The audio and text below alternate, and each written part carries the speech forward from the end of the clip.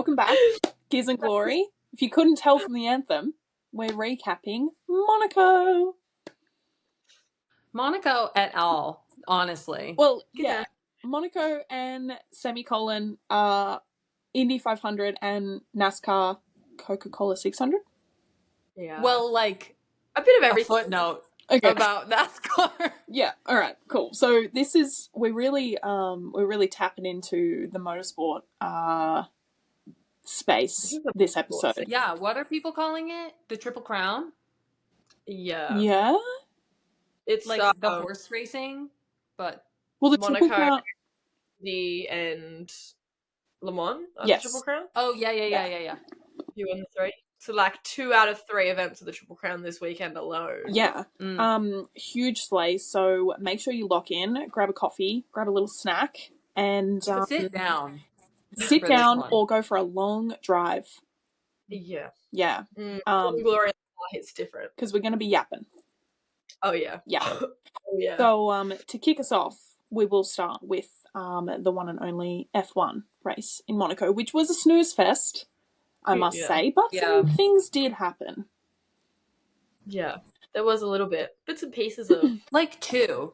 Yeah. Maybe 3 things happened. I think it's quite good that we're recapping a few series, because if it was just Monaco, just F1, probably wouldn't have. It would just be complaining. Yeah. 5 episodes. So, and as you can tell, we didn't recap Monaco last year, so this is all new to us. Glory wasn't recruited by Monaco yet. Yeah. So we're just going to skip over free practice because nothing of memorable. Oscar crashing to about the only memorable thing, but we don't need to speak about that. Yeah, that is probably the only interesting thing that happened in practice. That he just didn't turn. Just went straight into the barrier. Speaking of into the barrier, we had Kimi crash at the end of Q1. Sad, but first Monaco. Had he raced here in the feeder series? No, last anyway, year. I think so. First Monaco in F1. Bigger cars, lots more power. Crashed on the chicane. Bono, so nice. So nice to that little boy. He loves him. God. I think I'd cry if it was me. I seriously would cry. Like Ricky? Ricky, when I catch you, Ricky! It's so convenient. There's like the perfect audio. I know. Ricardo Adami, whatever his name is.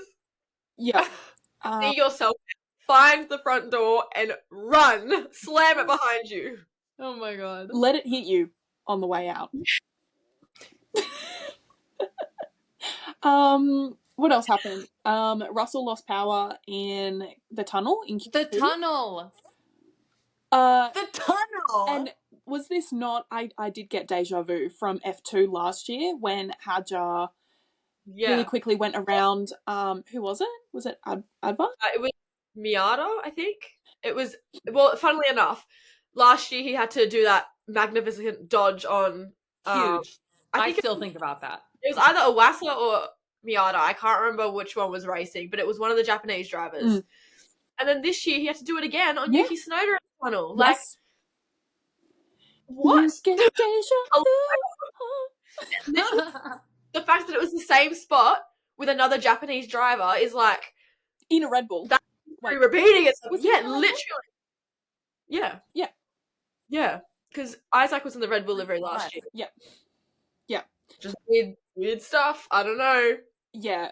Spooky. A lot of spirituality happening in Monaco, I think. Yeah. The ghosts of Monaco are coming for Isaac Hadjar. Yeah. Seriously. Yeah. And then another point that I want to say is just that Laura on the radio has my heart. I love her. I love her. When Ocon got into Q3, Laura gave him some lovely words of encouragement, and it was so cute. It's so cute. Their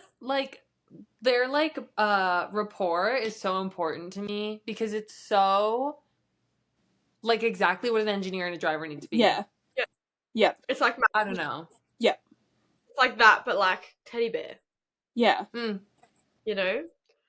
It's like Will and Yeah. Lando. Yeah, I literally like. I don't even. We all know I'm not the biggest Esteban Ocon fan, but you don't need to be a bloody Laura Mueller fan. Oh my god! I posted something on my story today for his redemption arc. Him and Lance Stroll. I'm so sorry. I am an Esteban Ocon and Lance Stroll truther, it seems. Both loves an underdog. Yeah, she does. Look, I have nothing against them as people. That's all I can say. On the track, they're not my faves. As people, I have no issues with them. Fair. They are very kind-hearted. They're so inclusive. Lance is hilarious. Yeah. He's so funny. Introverted man. I love them both. Esty Bestie's a cutie pie. Esty Bestie. In all honesty, my dislike for Esty Bestie literally came from last year's Monaco when he decided to drive over the top of his teammate and go, what happened? Yeah. That's so crazy who did that. Like, what do you mean? Well, if it isn't the consequences of my own actions. Yeah. That got him out of Alpine real quick after that, didn't it? Yeah. Look, Liv has personal beef with anyone that goes against Pierre. I fear you're right. And there's actually no surprise in that. I don't think that anyone listening would be shocked to hear. No. Because who did he crash with? He crashed with Yuki in the race, and narrowly missed Colapinto. Nearly missed his teammate. Liv was not happy. I have to say, and I have to preface this, I am not like this. I'm not like a person who like wishes anybody to crash on anyone. So like, I think I need to go to therapy because I was genuinely upset when he missed Colapinto. And like, I don't know if that's just like my little Aussie heart's like angry that Jack Doohan's gone or what, but I was like, damn, missed him. Like, what? That's not okay. And if you're also thinking like this, seek help because that's not okay. Like, I don't know these people. It does not affect my life. It's not okay. Yeah, you do shock me sometimes. I shocked myself with that one. I can. My jaw was on the floor. Yeah, maybe I was like crying. Maybe I'll overlay your voice note into a reel or something. I have some voice notes from this weekend that could expose me. I crashed out in my publications group chat. Like I mean, crashed out. Some George Russell. I'm not playing it in this podcast. It's not for this podcast, but I'll send it to you guys, and you guys will find out why in a moment. It was during the F2 feature race, so all will be revealed, all will be understood. But we'll stay tuned for that. We will stay tuned for that. Okay, so the other notable mention for qualifying was that, well, I guess they both tie into one, but Charles loses pole in like the very last. I actually don't want to talk about it. What if we didn't talk about it? I did notice they weren't in your notes, actually. Yeah, maybe I was trying to repress that memory. Maybe I had conveniently forgotten until you literally just mentioned it and felt sorrow. Yeah. Like it was the first time all over again. Yeah, that was very traumatic. As a Charles fan in Monaco, the Monaco curse may be returned. Although we didn't don't say that. I don't think say that. Because like he was the only driver so far this season who's like had a decent home race. Everybody's either DNF'd or like had really bad results. Yeah. To be fair, he actually had nothing wrong happen in the race. Like no bad pit stops. Like really good, didn't have tension with really anyone on the track. Like he was he held up pretty well, and he held off Oscar pretty well as well. But the positive out of that. The positive out of Charles losing pole is that Lando set a new lap record of 70 seconds. Yeah, that's crazy. Insane. And that's crazy. Flowers where flowers are due. Great job, Lando. Yeah. Incredible performance. 4-kilometer circuit in 70 seconds. Like, that is insane. Rocket ship. Literally insane. Yeah. Insane. Incredible effort. And I hope he's proud of that. This son is not my friend today. Yeah. So moving into Sunday, the start in turn one I was hopeful that, we were going to get a Charles into P1. Yeah. He looked good coming off that start line. Better start and unfortunately, Lando did not look good going into turn one. No. So No. I mean, for anyone who saw the F2 feature race, I thought we were about to have a repeat with another McLaren. Yeah. A McLaren driver with a McLaren livery, and I thought it was a repeat, and I held my breath. I kid you not, I said, not fucking again. Like, not, like, oh. Yeah, it was scary. It was scary. I did think that it was going to be a big red flag, because Lando did have a really big lockup going into turn 1. It was all 4 wheels. Yeah. And Saint Gervais is a tight first corner. Yeah. And then Max did try and make a move on Oscar, but didn't follow through. Fart noises. Oh, what did people say? Womp womp. Womp womp. Womp womp. So bad time. Okay, where am I up to? Then, alright, Liv, you won't be happy with the next point of conversation, but Bortoletto into the wall, lap 1, turn 8, sad day for Bortoletto fans. But I mean, out of this, we got the iconic radio message. So good. The, don't quote me exactly, I don't have the exact quote with me, but it was something like, did he get a penalty or something? No, he didn't. Okay, so next time I'll put him into the wall. Yep. Welcome back, Fernando Alonso. No, and then on the radio, his engineer is just like, well, okay, Gabby, maybe, just trying to walk him back. But you know that Alonso listening to that back would have been like, yeah. He high-fived him on the way home. Yeah, absolutely. Yeah. And who was it? Was it very Alonso-coded. It was Antonelli that put him into the wall. Well, Antonelli did nothing wrong, but it was Antonelli who we thought put him into the wall. Right. Yeah. Antonelli 100% off the corner, but yeah. I'm with Gabby. God damn it, Antonelli. But only for comedic effect. Yeah, literally. I still love it. Yeah. But for instance, that is gold. Good job. Yeah. Into another happy moment for Liv. Pierre's DNF. And then no brakes. I can't believe that he limped back to the pits with no brakes and mechanics had to stop him at the end of the pit lane. Yeah. I mean, you literally, you say a happy moment for Liv, but as sad as the DNF for Pierre is, I was chuckling because what do you mean you can't stop and mechanics are physically stopping an F1 car in the pit lane? And also, why didn't we switch to visuals of that? Because all I can hear is whoever going, he can't stop, the mechanics are grabbing him. He's panicking in the pit lane and nobody have it. Sorry. Yeah. Nobody's switching to visual of this. I want to see that. Are you kidding me? I'm surprised that someone hasn't posted Pierre's onboard or something from the F1 TV app. Because I do want to see that. I want to see what happened. I can't believe they were just following I think it was Lando that they were following on the stream. Yeah. And I was like, hey. And I mean, we're gonna see it 65 more times. I know what that looks like. Yeah. Show me the thing we're only gonna see once. Yeah. It's kind of insane that Pierre made it through that much of the lap and as well made it so cleanly through the Nouvelle chicane still. Even though, yes, he hit Yuki, but to make it that cleanly through Nouvelle chicane without brakes. Yeah. And then through Rascasse and everything as well. How the fuck did he do that without brakes? Yeah.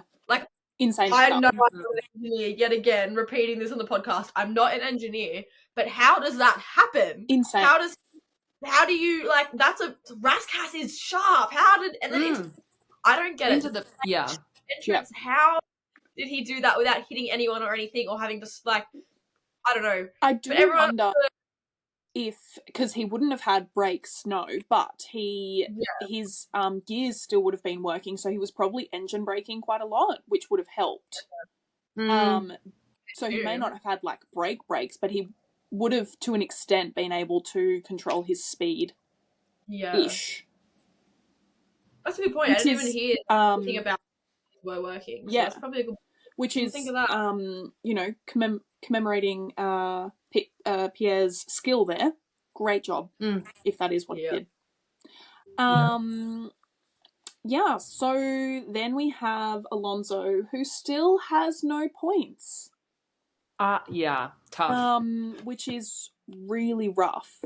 So Alonso DNF'd on lap 38. His rear end was smoking. Again, the commentators say that he is the most unlucky driver, and I, to be honest, think the whole F1 world would agree. Yeah.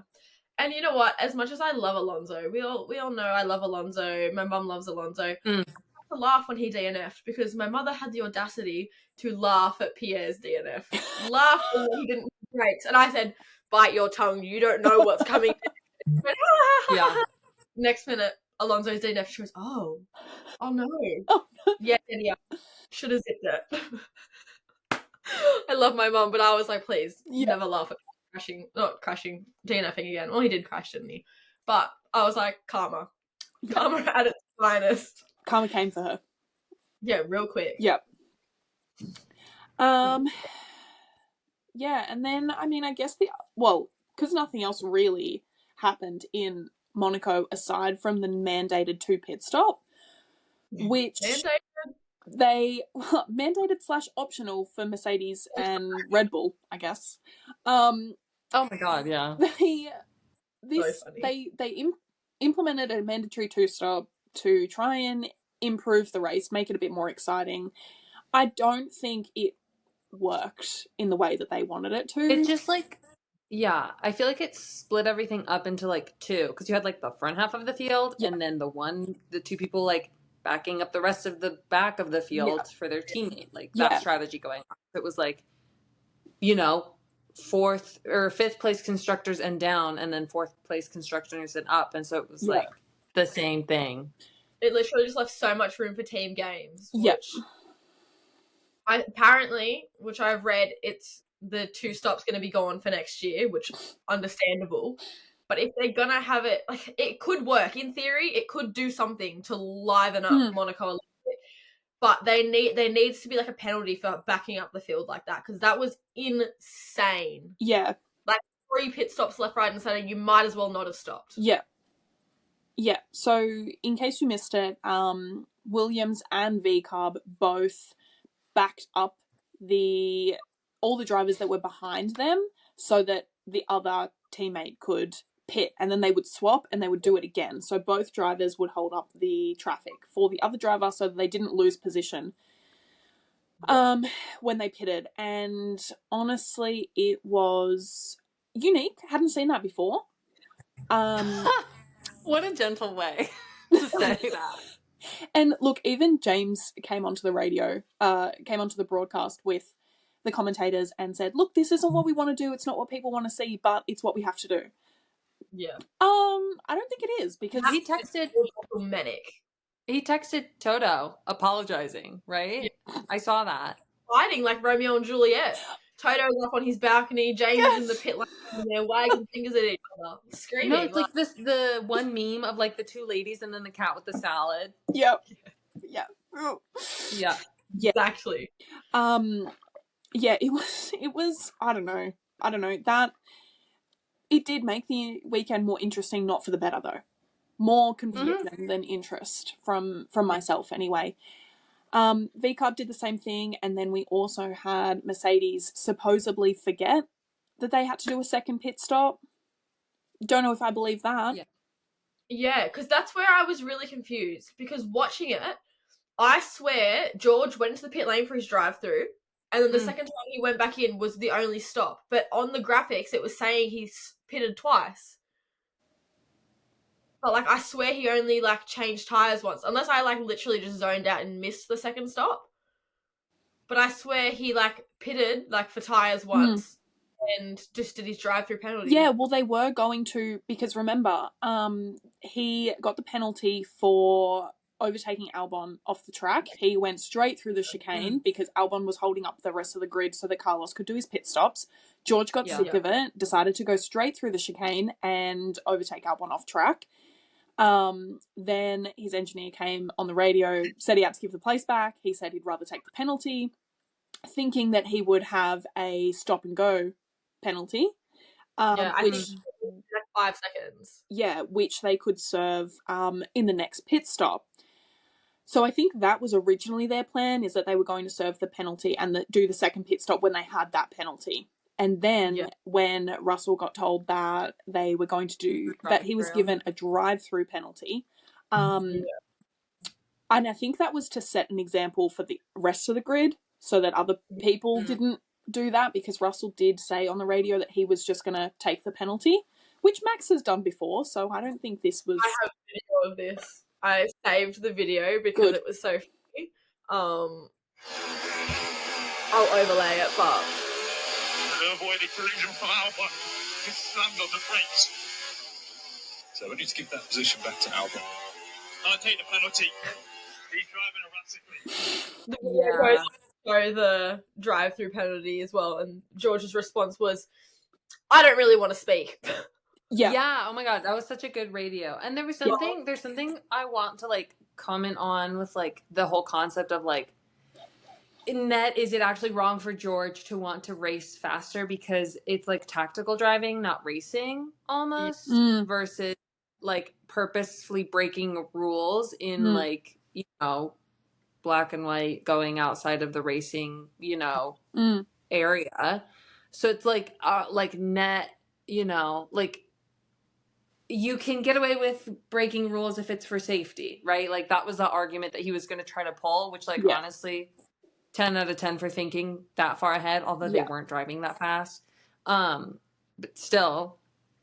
So it's like, it's kind of like hard to balance like what rule, like one of them isn't a rule, but it's like the crux of the sport. And one of them is a rule, but like adheres more to like the sentiment of like racing a car fast more on a racetrack. Yeah. So it's just, I just think it's interesting. I feel like whatever. I don't know. Like if I was in charge, maybe I wouldn't have given anybody a penalty, but then it's like, then everyone's going to cut the Nouvelle chicane. It's like, okay, well, you don't want that. Yeah. So I don't know. I just think it's like an interesting thing to balance. Yeah. I think it's funny to see as well that Albon clearly, like, he wasn't annoyed with Russell doing it. Like, obviously on track, he was like, I think that's not fair. Like, that was purposeful. Yeah. But like, off track, he was probably, and he said, like, that was effing hilarious. Yeah. But if you guys see George Russell's post, he was like, he posted about it, and something at the end of the caption was like, dinner's on Albon tonight. Yeah. And George got a drive-through penalty for that incident. Albon comments nothing but, I'll take you to a drive-through. That's so good. I didn't see that comment. But yeah, it was like some post-race interview when he was like, no, like Alex is buying dinner tonight. And then they like post the picture of like Alex Albon holding the receipt with George. Like it was so funny, but it's like only funny if you know all the lore, which is like part of why I love the sport. Yeah. Yeah. And I think it shows that the drivers don't want to have to be playing these team games around Monaco. Like, they want to go fast. Or bad, you know what I mean? Exactly. Because it's not fun. And I'm wrong, but I think it was George as well. That man was manic last weekend. But I think it was him who said, I wasn't enjoying racing, so why would people at home be enjoying watching? And even James vowed, like, I don't know about the people, like, I'm not having to watch from home, but, like, you know, like, he was bored watching from the freaking pit lane. Like, in Monaco. Yeah. Yeah. Mate, watch the yachts or something. Yeah. Or another suggestion to make the race a bit more interesting is, because you can't overtake anyway, so what if the knockout qualifying is just full-on knockout and then only 10 drivers race? Yeah. That could be really cool. Yeah, I mean, it was crazy because I saw like one overtake. Yeah, it was like one overtake. In points anyway. Yeah, well, and the cars are so wide, but like I was watching the like singular overtake that I really saw was like Lance Stroll on Nico Hülkenberg, and it's Lance Stroll passing the stake, and I was like, oh, but it's like so like nobody even cared about it because they're at the back of the field. There was not even any commentary. It was like it was for the Overtake of the Month award. Don't forget to vote. But it's literally just Lance Stroll's on board, and then Nico Hülkenberg's on board, and like no commentary, no nothing. It's like all of the other overtakes have like, you know, the broadcast happening. The other ones it's like just they're on board. So make the car smaller. Yeah. Well, that or like send them around in like go-karts or the Lego cars. Yeah. Something. I would love the Lego cars. Can you imagine the Lego cars trying to go around turn 6, the hairpin? That feels like they'd be even bigger. I don't know why. Yeah, I agree. Like an F3 car for everyone across the board in Monaco. That's good racing. F3 cars can overtake around Monaco. You know what I mean? Like, yeah. totally change. I guess we'll see how it changes with the regulations next year because the cars are slightly smaller. I don't think it's going to be too much of an improvement, but we will see. So then let's chat about the end of the race.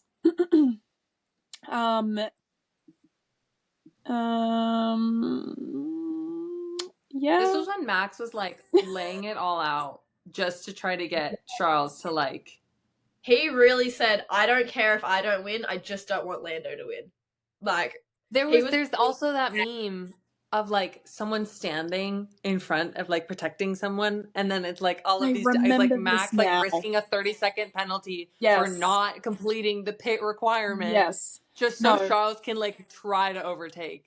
Yeah. I do remember this now. Yeah, because he was backing up Lando and then Charles was gaining on Lando and then Lando said, "I need Oscar to put pressure on." Yeah, he was like, "Can someone get in here and help me?" He's like, "Please." I had a big mind blank. Just then I had no idea what Max had to do with that section because I was like, Max, yeah, no, he finished in the top, and I was like, the second to last lap. Yeah, don't mind me. Had a very big mind blank. It was 1:30 in the morning. But yes, I do remember this part.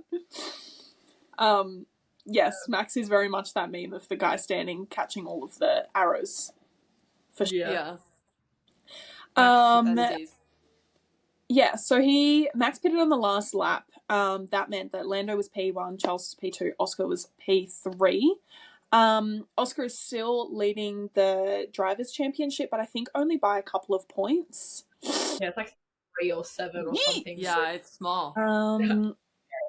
But he, in this season alone, has done quite well on the high-speed tracks. So hopefully we will see a bit more strength from a lot more drivers this weekend in Spain. Normal racing with overtaking and DRS zones.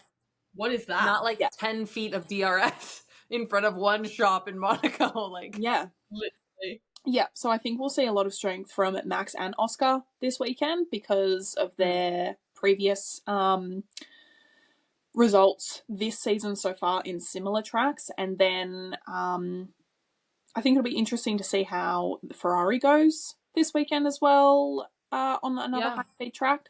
But anyway, back to Monaco. Flying back over. Charles, not happy. Not happy with P2. Yeah. Understandably. I mean, it's his home race. He lost out on pole just slightly. He couldn't quite catch Lando even with Max backing him up because there was couldn't catch him but couldn't overtake him. Yeah, depressing weekend for a Ferrari fan because not only did Charles not enjoy Monaco, but Lewis has one of the most heartbreaking radios that we've probably ever heard in F1, which is where he was talking to Ricky. And Ricky. He asked if they were mad at him or something, and radio silence, like a moody girlfriend giving him the silent treatment. Yeah. And I just want to know why. I just want to ask a few questions. I just want to talk. Yeah. Was Ricardo like okay last weekend? Because even beforehand he was like, "Are we still a minute ahead? Yeah. A minute from the cars ahead or something?" And he was like, "They are on medium tires." What? Yeah. Is there like an accent barrier or something? Because they're not communicating at all. Not even they're not communicating well. They're not communicating at all. They're not answering each other's questions. No, because like, did Ferrari literally sign Lewis Hamilton just to see how quickly they could break him or something? Because it's a social experiment at this point. Literally. Oh and that's my god. We know how much Lewis doesn't like Christian Horner. Bring him in, boys. Like, do you know what I mean? Like, I swear to God, if we lose Fred Vasseur to Christian Horner, I might have to stop being a Ferrari fan if that happens. I will not be a Ferrari fan if Christian Horner comes over. I've kind of stopped being a Ferrari fan as it is. I am a driver fan. I'm a Pierre Gasly fan. I'm a driver fan. I don't support any team at this point because they're all suckers. Yeah. I mean, Except I kind of like for Williams. Well, you guys would have argued not last year. So. Yeah, look. Every team has had their down days. Yeah. But for the most part, I do love Williams, actually. And then we had, I don't know if you guys saw it, but Oscar on the podium, the Princess of Monaco was walking past to shake everyone's hand before giving Charles his trophy. And he, like, shook Oscar's hand and he was like, oh, and, like, pointed over to She was like, no, I know. She's like, I know who Charles Leclerc. You just know that, like, Oscar is going to be, little introverted man is going to be thinking about that moment for the rest of his life. That's going to be his, like, sleep paralysis. He's laying in bed at night. His sleep paralysis demon is the Princess of Monaco. Oh my god. It's not the Benadryl hat man. It's the Princess of Monaco. Yeah. What, man? My god, that's funny. Yeah, what are you talking about? What is the Benadryl hat man? Oh my god. You guys haven't seen that meme where, like, if you take a Benadryl, you get the sleep paralysis demon and it's a hat man? It's like a black outline with a hat, like a 1940s brimmed hat on. I don't even know what Benadryl is. Is that like Panadol? It's like allergy medicine. So it makes you drowsy. And so sometimes people will take it as like a sleep aid. Oh, okay. So it's like Zyrtec. And so, like, but it, like, gives you, like, some, like, people get really vivid dreams with, like, melatonin. And so some people get that with Benadryl. This is crazy. Sorry. Okay. Tangent, for sure. But the Hat Man, I'll send you guys a couple of Hat Man memes just so you can. Cool. Because, like, some people will be like, oh, I can't take a Benadryl tonight. Like, I owe the Hat Man money. That's, like, one of the jokes. What? I'll send it to you. I'll send it to you. I love learning this. I love learning about surf culture. Yeah. So, like, on a different level. Yeah. That's hilarious. Reading after class. That actually, that has sparked the same reaction as when you went to a corn maze in, like, October last year, because I was like, they're actually real? Yeah. And not just in the movies? Yeah. I feel the same as a couple of months ago when that happened. Yeah. So random American law, and it's just the yellow school buses. I rode a yellow school bus to go to school. Don't know. Some people don't have those. We don't. We have our school buses are normal buses here. Oh, I rode a yellow school bus to school. Okay. Yeah. Back to the podium. Back to the podium. I am loving. Pimp down. Pimp down.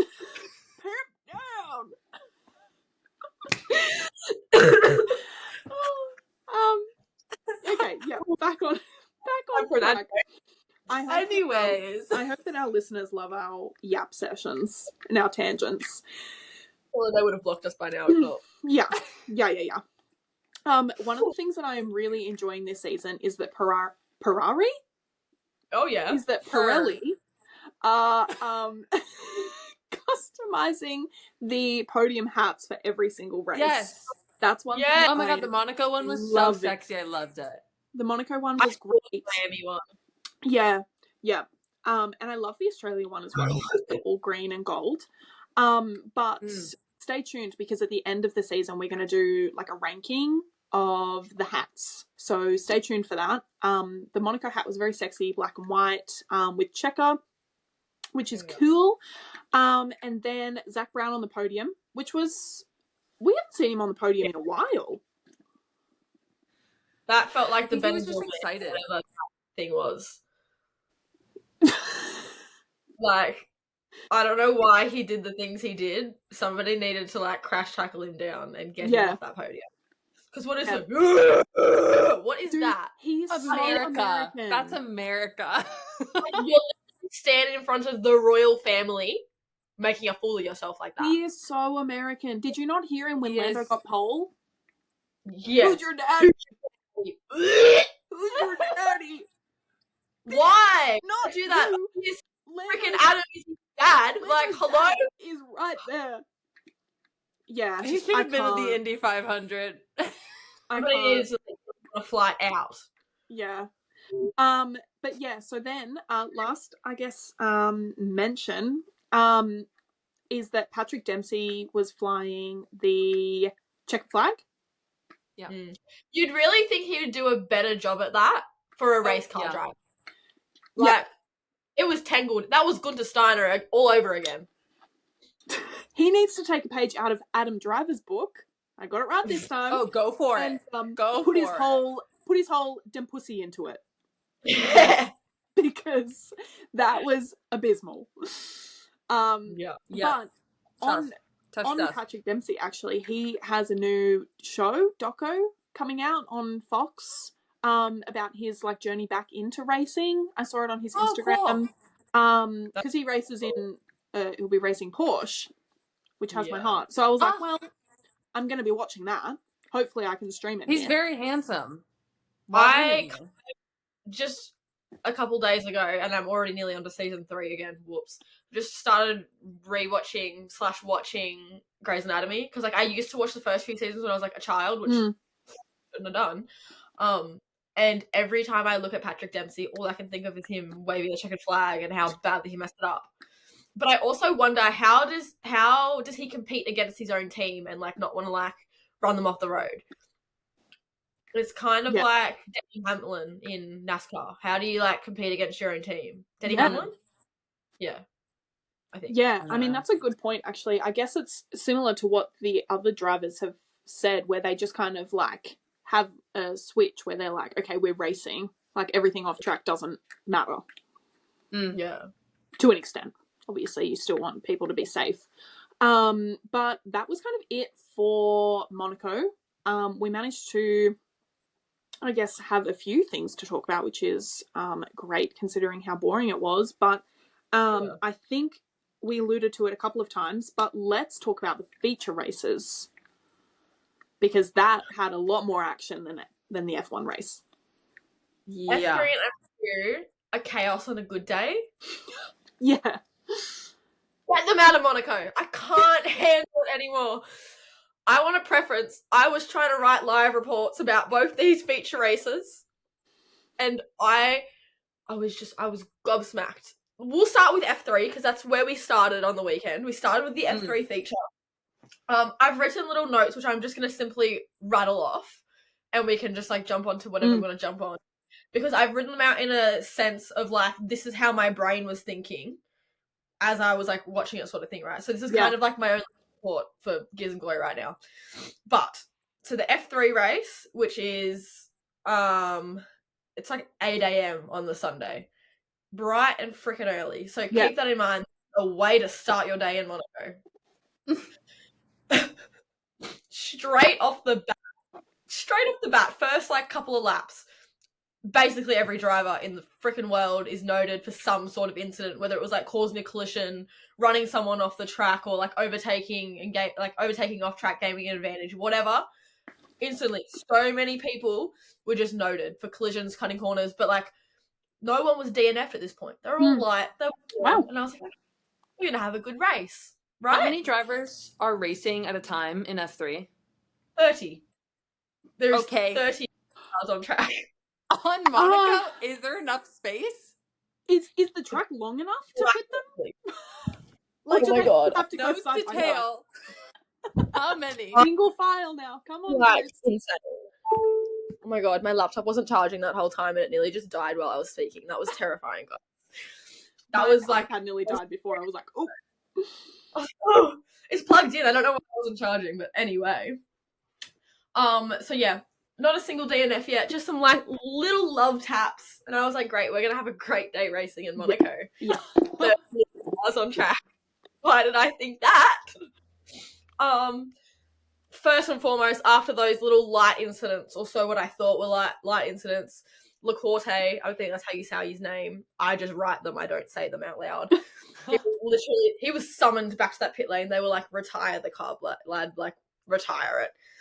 So that was all well and good. First, like, DNF of the session, but, like, it was safe. It was gentle. It was okay. Next minute, Noel Leon, boom, contact with the wall on the outside of Portier, so like the turn before going into the tunnel. Smack to the outside of the wall. And the Monaco minions back to their good little selves. That car was off the track in 2 seconds. Incredible. I love the Monaco minions. They are so good. Yeah, they're so good. I was giggling when they were pushing George's car through the tunnel because when they tag teamed, when they got out of the tunnel, that really made me lose it. I hope it was similar in F3. All year for this is so cute.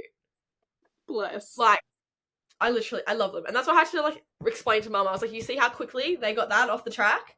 I was like, yeah, that's how bad Sergio Perez's crash last year was. It took them 45 minutes. Yeah, like, you know what I mean? Like, when the Monaco minions are that's a bad crash, you know? Yeah, whatever. Car was off track within 2 seconds. I think it was, like, a yellow flag for, like, a couple of laps. Like, one, maybe. Don't think that was a safety car. So, like, okay, still doing good for Monaco. Next minute, I think his name's Vers or Wurs. Like, you know how, like, those Dutch names, the W's weird, but it's W-U-R-S. I'm going to say Vers. He's had a little incident with someone down the road, and he is like, oh, I think I've got a puncture. His tyres very clearly got a puncture, right? Yeah. Where it gets insane. You're going to giggle. I was giggling. Maybe out of insanity, I don't know, but you're going to giggle. So... And not mechanics, what are they called? Engineers are like, yep, no worry, mate. Box, yeah? What do you think he did? It wasn't box. Did he pass the entrance? Lane. He said F you, and he kept no, going. I don't think I will. Yeah, literally. Anyway, he kept going on his little merry way. He comes around for the second lap with a puncture, locks up through the Nouvelle chicane, right? And everyone is just banked up behind him.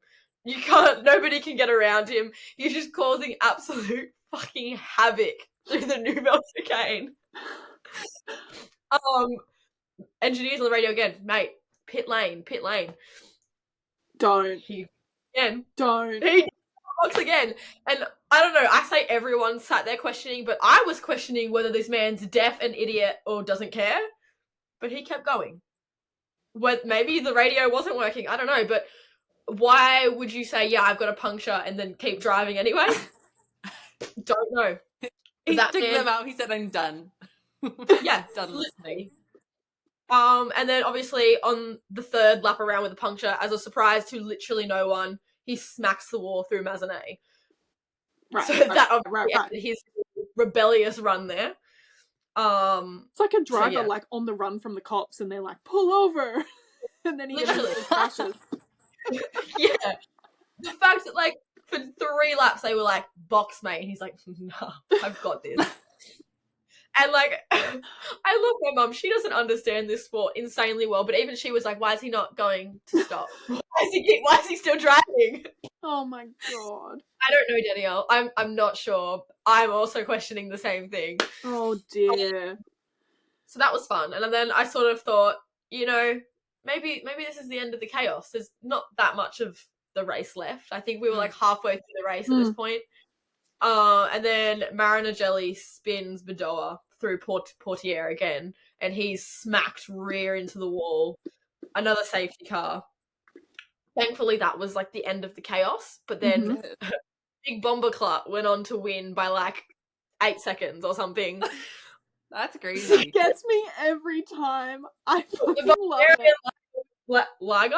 The Bulgarian Lion wins in Monaco 2 years in a row. Thank God. He's gonna that meme is gonna stay with him for his entire career. The problem is, I think he likes it.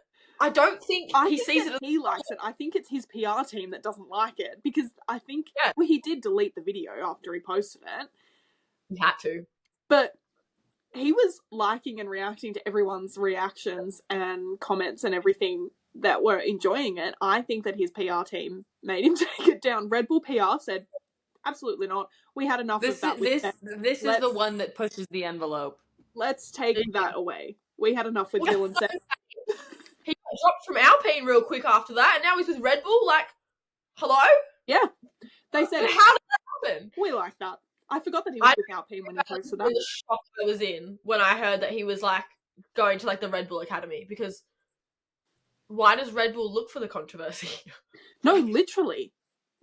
Oh, I forgot that he was with Alpine when he posted that. He was, wasn't he? I think, no, he was. I got really scared I was wrong, and I was like, oh, I've made a fool of myself. Oh dear. As if I don't do that weekly on this podcast, but it's fine. Yeah, that was kind of the end of the F3 chaos. By that point, I was sort of just trying to recover and hope for the best. I had 30 minutes between F3 and F2, and I was just hoping to recover from that and have a good F2 race.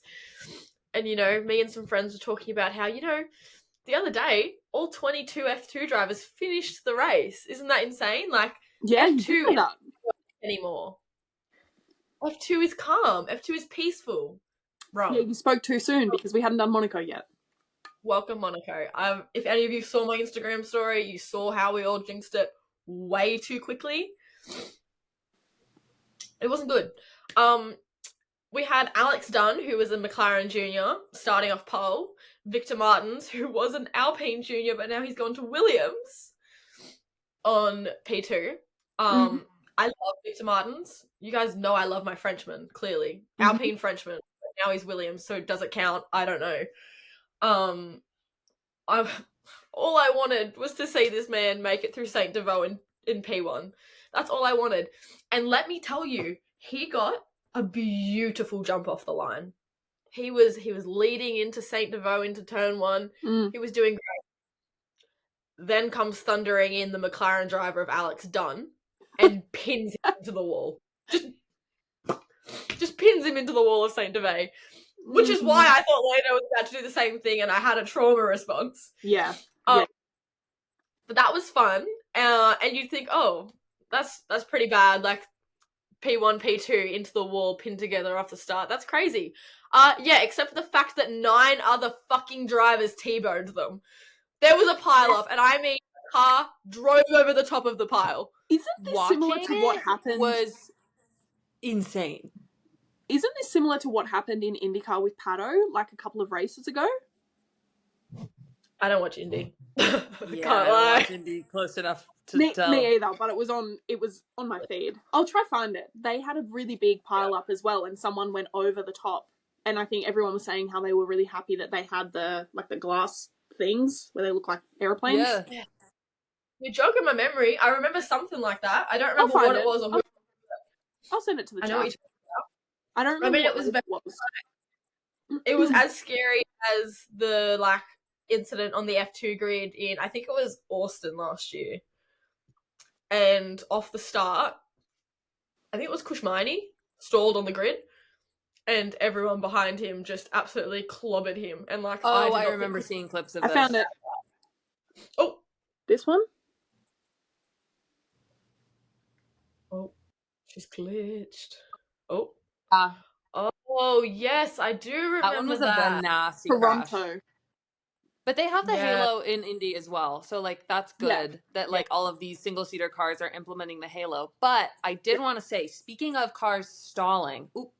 speaking of cars stalling... Sebastián Montoya is Colombian, and I love him because I'm Colombian, and I love his father, who also raced... and is a Monaco winner, blah, blah, blah, everything, whatever. We love Juan Pablo Montoya. And his son, Sebastián Montoya, Nepo baby, can't complain, stalled on the grid.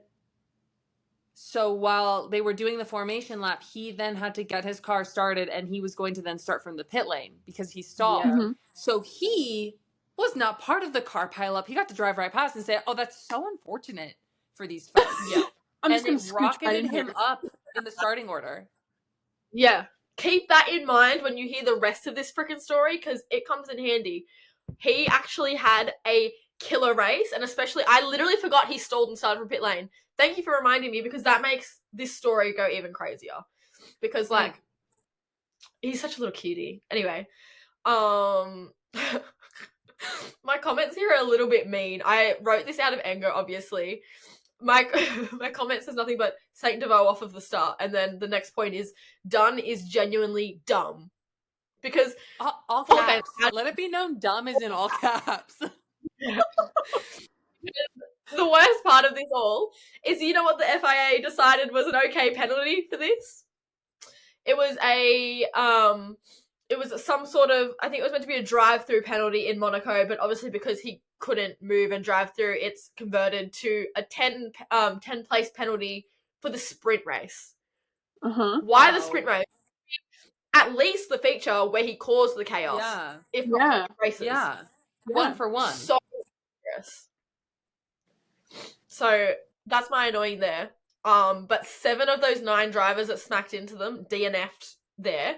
And then and there's only 22 in F2, no one's surprised. Right? 2, yeah. So 7 Jesus. No, 9 that's already 1/3. Yeah. Oh my god, does that mean that everyone got points that race?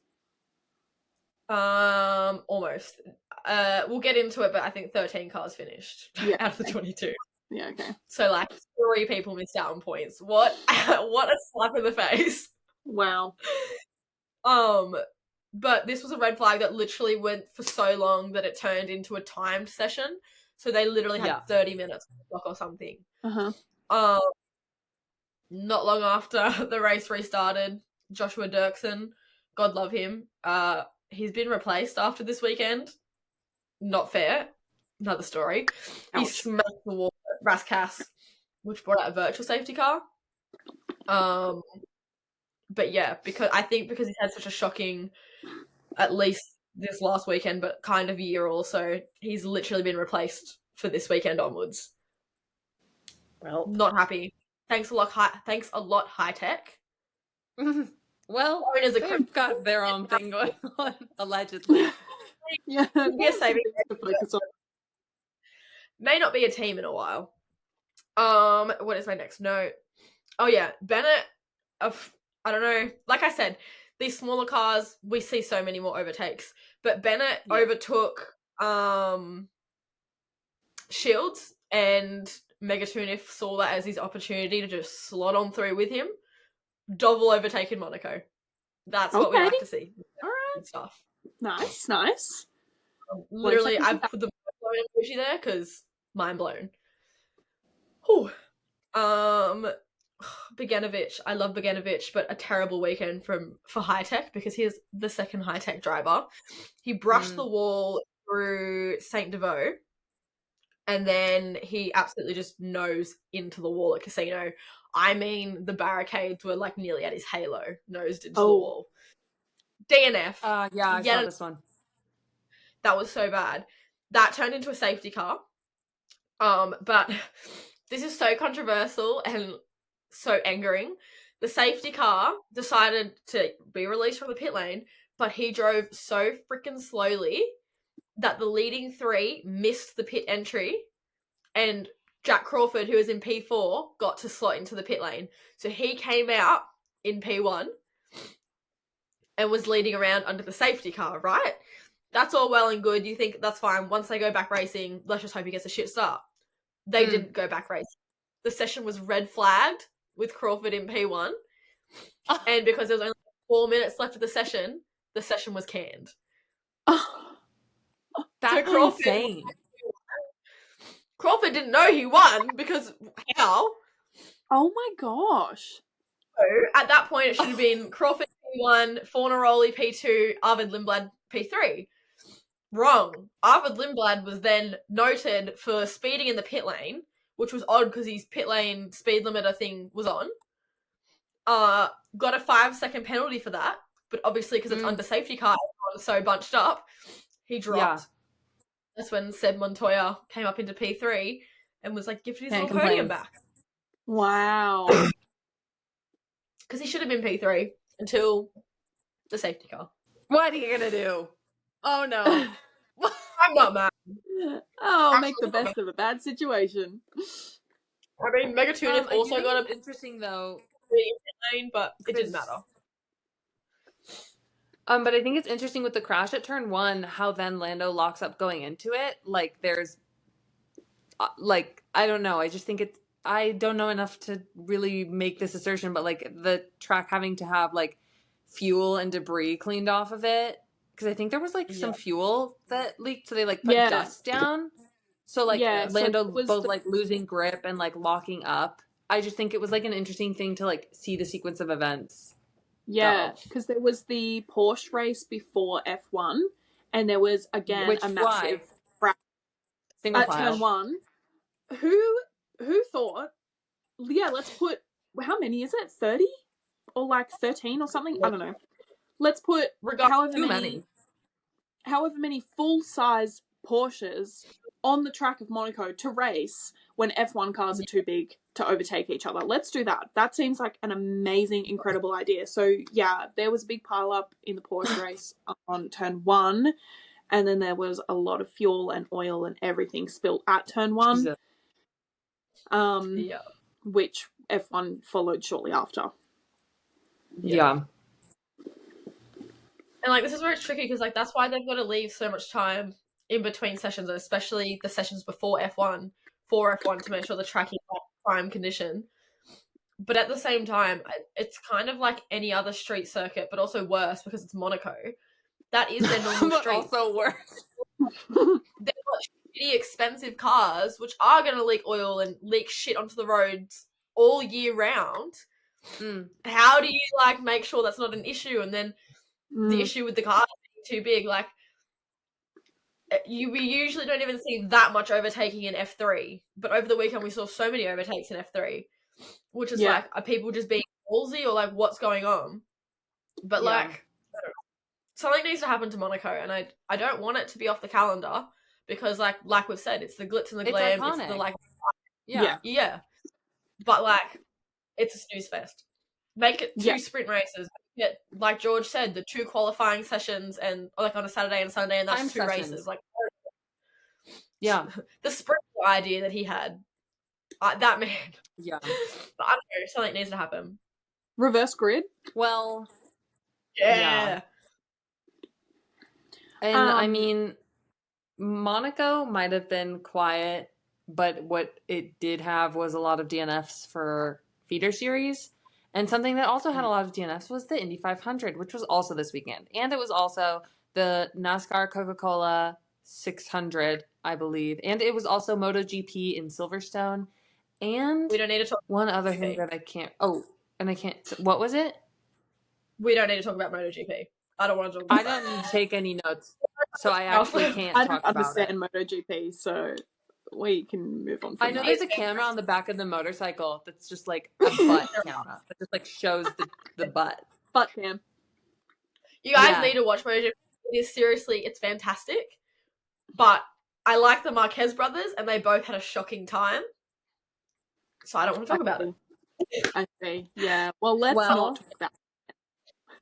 I will talk to you about the Indy 500. I have an Indy 500 shirt on now for anybody who's watching the video, but I'm going to start with a little bit of context, because I don't know a ton about IndyCar. So I went and did a little bit of research of like the Indy 500 in general first. And honestly, my research was watching a video by _sportsball on Instagram. So shout out to that platform. They have really cool, like data-driven sports content. So I actually recommend.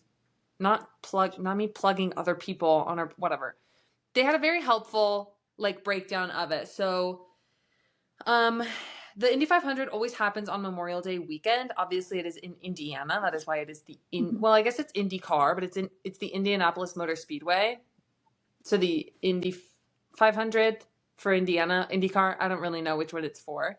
But it's in Indiana, Indianapolis Motor Speedway. There's about 350,000 fans that attend, both outside in like the grandstands as well as inside the oval. There is like areas you can watch, and like also like 4 golf hole, like full size golf holes to a golf course are just in there also. So there's that in there. Yeah, you could be on the putting green while someone's racing. I don't really know, but one thing that yeah, I know. Indiana, I don't listen. I used to live in the Midwest. It's something else over there. But one thing that the video broke down, which was interesting, was like the differences between F1 and IndyCar to a degree. Obviously, it's not in detail, but F1, everything basically except for the tires is completely different, generated by the team, you know, even like power units and everything. In IndyCar, a lot of things, like a much larger majority of things, are the same. So they have to pick between two power units that they can choose. The chassis is the same, the tires are the same. And there's I think there's a handful of other elements that are the same, but I didn't look that deep into it, so I will not talk about it. But yes, so there's 33 drivers on the grid starting. They have refuels during the race, and on ovals, cars can go up to 4 wide, even 5 sometimes if somebody's trying to sneak their way through. So it's kind of crazy. The race itself took like about 3 hours, which was also like really long compared to Monaco. Monaco felt really long, but like wasn't actually that long.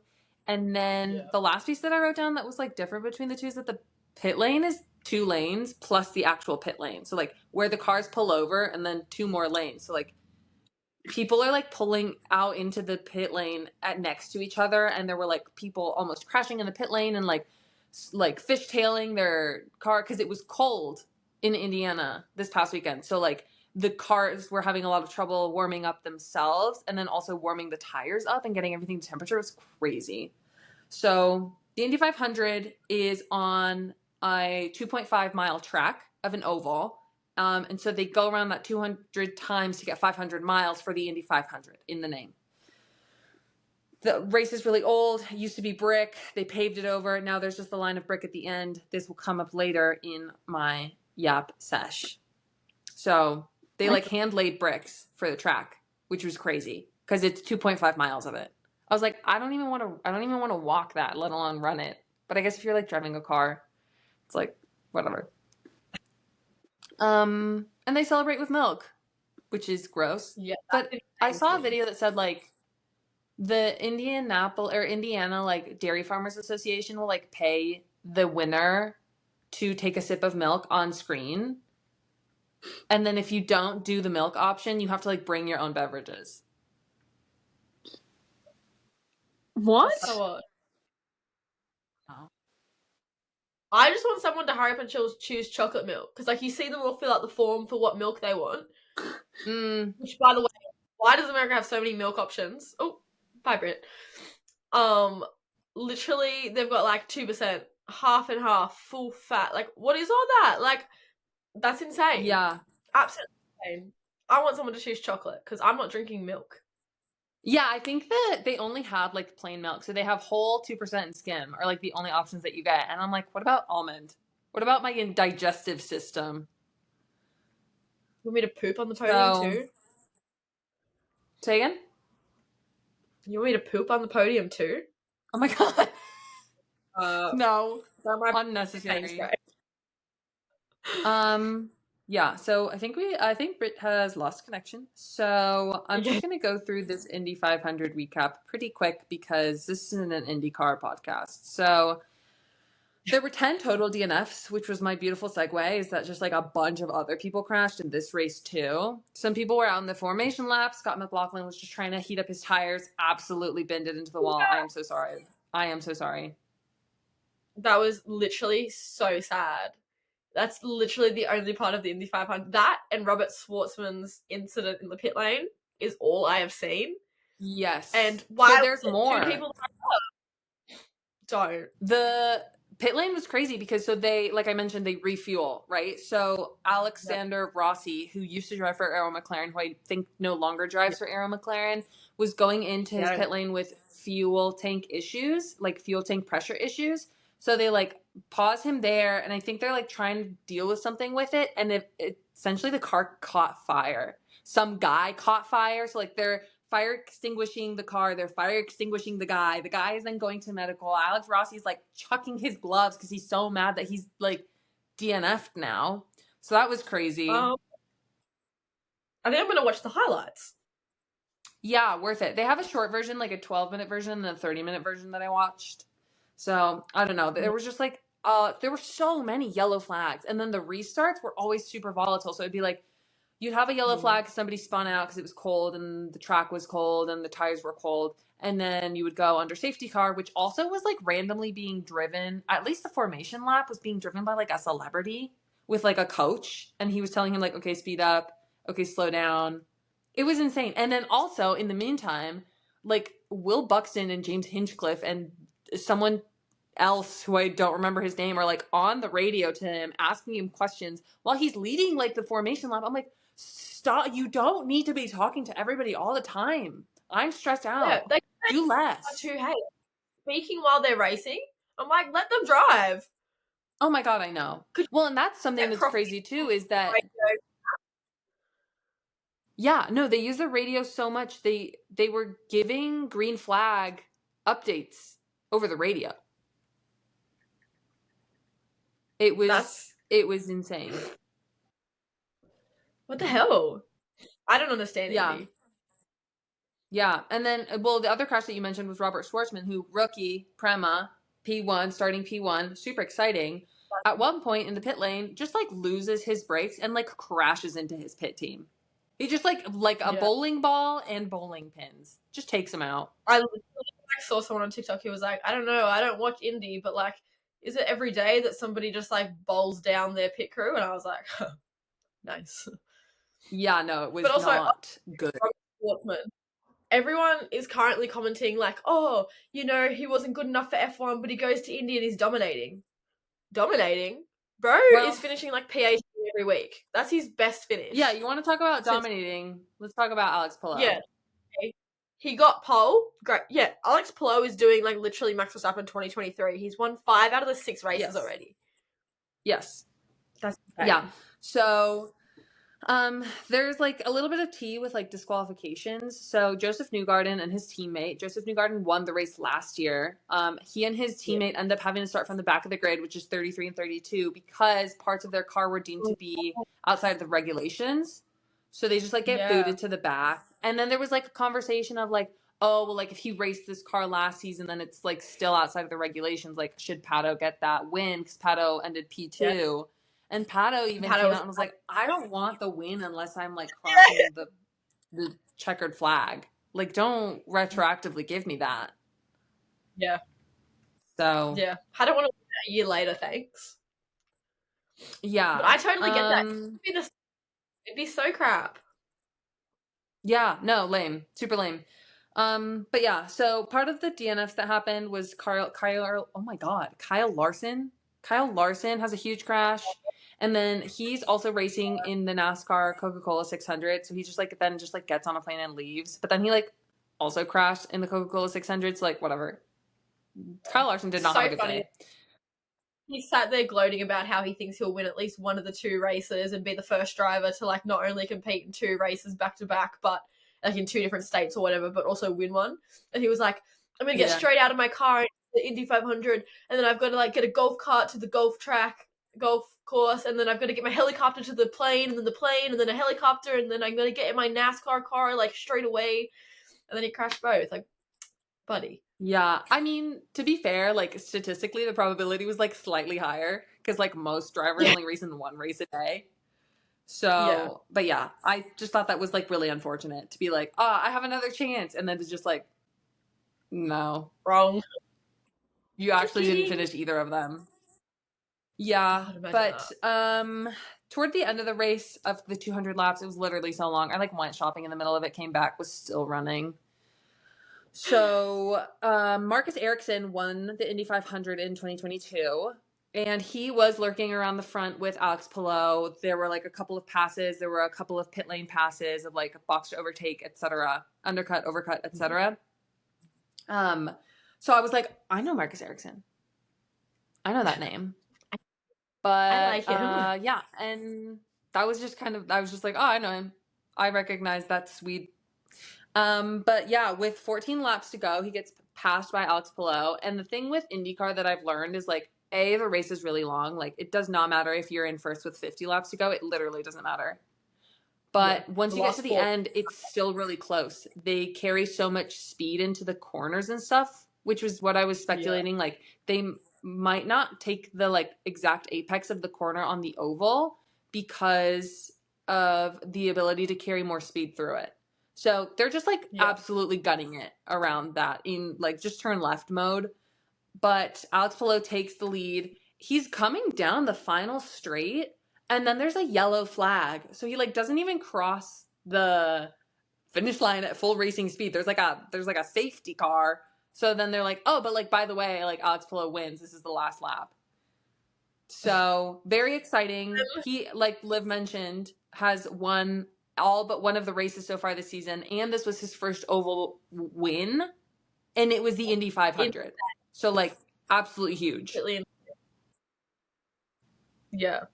That's the Indy 500 kind of reminds me a lot of like our Bathurst 1000. That usually goes for like 6-7 hours depending on like how many incidents and stuff there are. But it's too long. 1,000 too much around the mountain. Yeah. Too long. Well, everybody loves mountain. We all sit there for the 6 hours anyway. Yeah. Yeah. It was just a very, very long race. Yeah. It sounds it. But at least it's chaotic, so like it's fun. Oh. Well, okay, yeah, that's it for the Indy 500. I do not have more details than that. I did not pay very close attention. They went in circles the whole time. That I can tell you. Yeah. Wee-oo, wee-oo, wee-oo. They went in circles and I went insane. Yeah. Well, we've got the last bit of the triple header. We've got Barcelona, which should be exciting. Wider track, more opportunities for overtaking, like normal racing. Carlos Sainz's home country, Alonso's home country. I thought it was interesting that F1 posted like it was like Carlos and Fernando, and then like also Franco Colapinto. I'm like, just because he speaks Spanish does not mean he's Spanish. So just thought it was quirky and interesting. Is this the last Spanish Grand Prix at Barcelona? Because Madrid's next year. Are they taking it off the calendar? I thought they were swapping it for Madrid. Are they just Spanish Grand Prix? They are introducing Madrid as of next year. Yeah, okay. But I don't know if it's replacing it. Yeah, maybe they'll just have two. Okay. We'll let you know next week. Yeah, I don't know. I just assumed they're getting rid of Barcelona. Nah, let's do two. This may be the most awkward end to Gears and Glory. I still don't understand how Brit does that. I don't know if she's aware she's muted. But she's just sitting there in the corner. I just have insane echo from you guys, and I don't want it to pick up on the recording, so I'm just going to keep myself muted, but I'm here in spirit. All right. Well, we will catch you for the Barcelona Grand Prix debrief, and the internet gods will bless us in a week to discuss. Yes. Bye. All right. Bye.